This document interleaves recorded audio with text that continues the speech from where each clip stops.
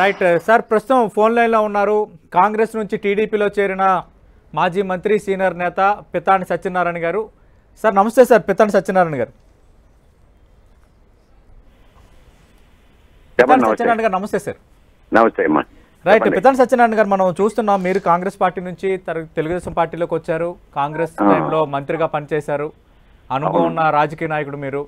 ఇప్పుడు వైఎస్ షర్మిల కాంగ్రెస్ పార్టీలోకి వస్తున్నారన్న అంశం కొంత ఏపీలో రాజకీయంగా చర్చ జరుగుతోంది. మీరు కాంగ్రెస్ నుంచి టీడీపీకి వచ్చిన నేతగా మీరేం చెప్తారు సార్? ఖచ్చితంగా ఇంపాక్ట్ చూపించే అంశమేనా షర్మిల వస్తే? ఒకవేళ ఆమె వస్తే తెలుగుదేశం పార్టీ జనసేనకే నష్టం ఉండొచ్చు జగన్మోహన్ రెడ్డి కంటే అంటూ పెంటపాటి పుల్లారావు గారు అంటున్నారు. దానిపై మీ కామెంట్ ఏంటి సార్? బెనిఫిట్ వస్తుందంటున్నా. బెనిఫిట్ అదే అన్నాను సార్, నేను అదే అన్నాను సార్.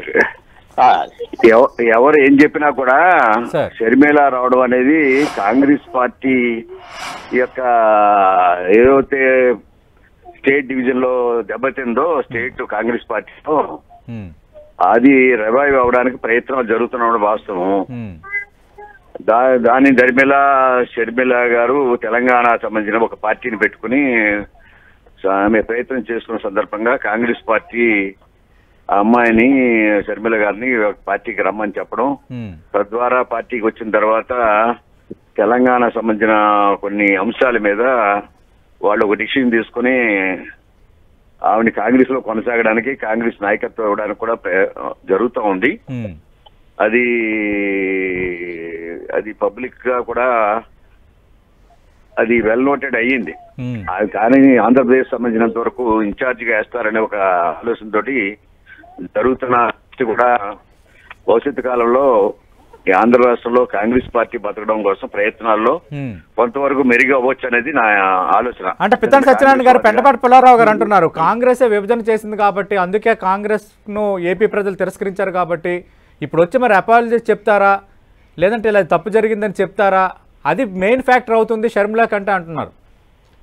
జరగడానికి స్కోప్ ఉంది, ఎందుకంటే తప్పులు జరిగిన కాడ తప్పు అని చెప్పడానికి వాళ్ళు నిక్కసంగా కాంగ్రెస్ పార్టీ ఉన్నట్టు సమాచారం ఉంది మన దగ్గర. ఓకే, ఎందుకంటే ఏమైనా పార్టీని బతికించుకోవాలి, తప్పులు అక్కడ కొంత సెంటిమెంట్ పనికొచ్చినప్పుడు కూడా ఇక్కడ సెంటిమెంట్ దెబ్బతింది. కాంగ్రెస్ పార్టీ రాజకీయాల్లో నిర్ణయాలు తప్పుపడ్డాయి, ప్రజలు వ్యతిరేకించారు, పార్టీ భూస్థాపితం అయింది అనేది మాట వాస్తవం.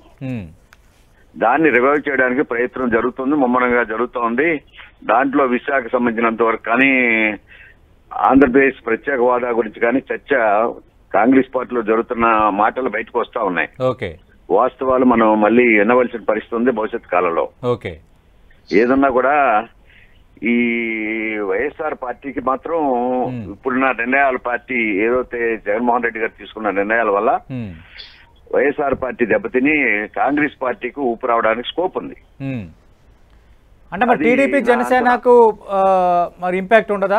కాంగ్రెస్ కు ఊపు వస్తే కాంగ్రెస్ పార్టీకి ఎవరికి మైనస్ అవుతుంది? అది కాంగ్రెస్ పార్టీకి కాంగ్రెస్ ఓటు అంతా కూడా వైఎస్ఆర్కి వెళ్ళిన మాట మేజర్ ఓటు అక్కడికి. అవును, యాంటీ కాంగ్రెస్ పీపుల్ వరకే తెలుగుదేశం పార్టీలో ఉన్నారు. లేకపోతే నోటల్ గా ఏదైతే కాంగ్రెస్ పార్టీకి అనుకున్న కాపు సామాజిక వర్గం ఏదైతే జనసేన ఉందో కొంత అటు ఇటు కలిపి ఈరోజు జనసేన మెజార్టీ ఆఫ్ కమ్యూనిటీ కాపు కార్డుతోటి ఉంది. కొన్ని ఇతర వర్గాలు కూడా ఇప్పుడు జనసేన పవన్ కళ్యాణ్ తీసుకున్న కొన్ని నిర్ణయాల వల్ల వాళ్ళు కూడా నాయకత్వం ఇవ్వడానికి ప్రయత్నం చేశారు. గత కొద్ది రోజుల్లో సంవత్సరం కాలం నుంచి కూడా ఆయన ఒక ప్రయత్నం 2 years నుంచి కూడా ప్రయత్నం జరుగుతూ ఉంది.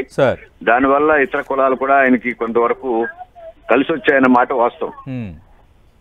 ఇటువంటి పరిస్థితుల్లో ఈ రెండు ఇప్పుడు వైఎస్ఆర్ పార్టీ వ్యతిరేకంగానే ఈ రోజు తెలుగుదేశం కానీ జనసేన ఉన్న స్టాండ్స్ తీసుకున్నారు. అటువంటి పరిస్థితుల్లో ఈవేళ వైఎస్ఆర్ పార్టీలో ఏదైతే ప్రకంపనలు జరుగుతున్నాయో దానివల్ల వైఎస్ఆర్ పార్టీకే డ్యామేజ్ ఎక్కువ ఉంటుంది తప్ప ఇతర పార్టీలకి డ్యామేజ్ అనేది ఎక్స్పెక్ట్ చేయట్లేదు. థ్యాంక్ యూ పితాని సత్యనారాయణ గారు.